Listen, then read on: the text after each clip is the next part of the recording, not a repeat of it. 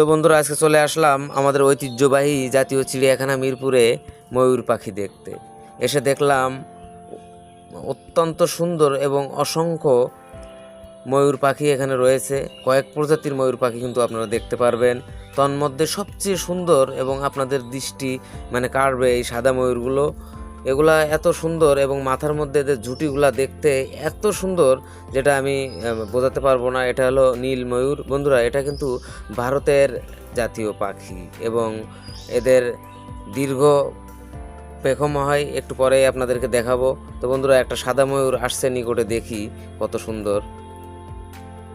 এই যে দেখুন বন্ধুরা, আসলে মহান আল্লাহর সৃষ্টি অত্যন্ত সুন্দর, যা আমরা ভাষায় বলে বোঝাতে পারবো না।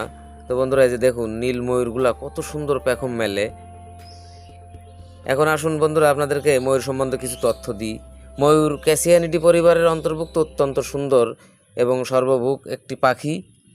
তো ময়ূরের 3টা প্রজাতি রয়েছে: নীল ময়ূর, সবুজ ময়ূর এবং কঙ্গো ময়ূর। তো বন্ধুরা, সাদা ময়ূরগুলো কিন্তু শুধু বাংলাদেশ এবং ভারত উপমহাদেশেই বেশি দেখা যায়।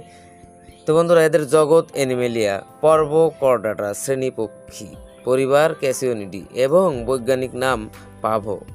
এবং এদের শ্রেণীবিন্যাস রয়েছে 2 ধরনের: পাভো ক্রিস্টেটাস, পাভো মিউটিকাস। তো বন্ধুরা, যারা আমার এই ছোট্ট পরিবারে এখনও সদস্য হননি, তারা অবশ্যই সাবস্ক্রাইব করে সদস্য হয়ে যাবেন। আর এ ধরনের নিত্য নতুন ভিডিও পেতে আমাদের সাথেই থাকবেন। মোবারকবাদ জানিয়ে আজকে এখানেই বিদায় নিচ্ছি। খোদা হাফেজ।